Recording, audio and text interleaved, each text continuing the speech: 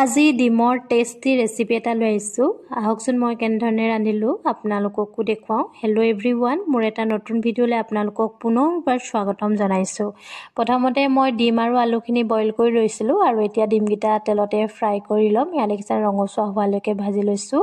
আপোনালোকে বাৰু ডিমৰ যিটো আলুৰ দম হয়, ডিম আৰু আলুৰ খাই কেনে পায় জনাবলৈ একেবাৰে নাপাহৰিব। আৰু মই পিঁয়াজখিনি সৰু সৰুকৈ কাটি লৈছোঁ। একেখন কেৰাহীতে পিঁয়াজখিনি দি দিছোঁ আৰু পিঁয়াজৰ লগত মই অকণমান জিৰা আৰু কেইটামান গোটা ধনিয়াও দি দিছোঁ। তেতিয়া খাবলৈ বেছি সোৱাদৰ হয়। আৰু এচামুচ আদা নহৰু মই খুন্দি ৰাখিছিলোঁ, সেয়াও দি দিছোঁ আৰু দুটা বিলাহী পেষ্ট বনাই ৰাখিছিলোঁ।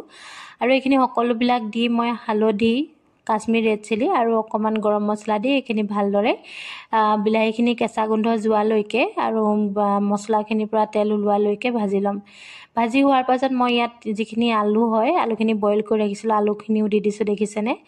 আপোনালোকে এনেধৰণে ৰান্ধেনে জনাব, আৰু যদি নাই ৰন্ধা এনেধৰণে বা ৰান্ধি চাব, বিৰাটেই সোৱাদ লাগে খাই। আৰু মোক যিমানটো প্ৰয়োজনৰ পানী হয় অকণমান গৰম পানী দি দিছোঁ। গৰম পানীখিনি অকণমান উতল অহাৰ পাছত যিকেইটা ডিম মই যে ফ্ৰাই কৰি ৰাখিছিলোঁ, ডিমকেইটাও দি দিম।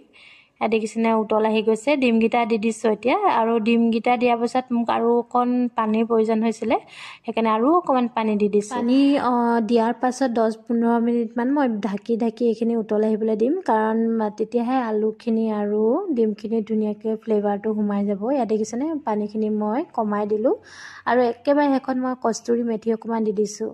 আৰু যদি আপোনালোকে এনেধৰণে ৰান্ধি খোৱা নাই, এবাৰ খাই চাব। দেখিছে কিমান ডাঠ হৈছে, ইমানটো জোখৰে মোৰ প্ৰয়োজন হৈছিলে।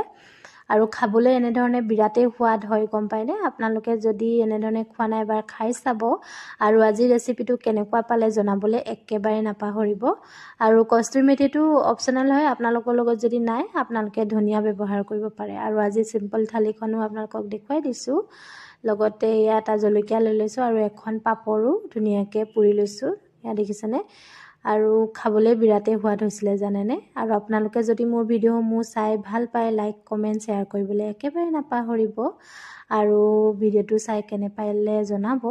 আৰু আজি কাৰীখন দুবনীয়া হৈছেনে জনাবলৈ নাপাহৰিব। ধন্যবাদ ভিডিঅ'টো চোৱাৰ বাবে।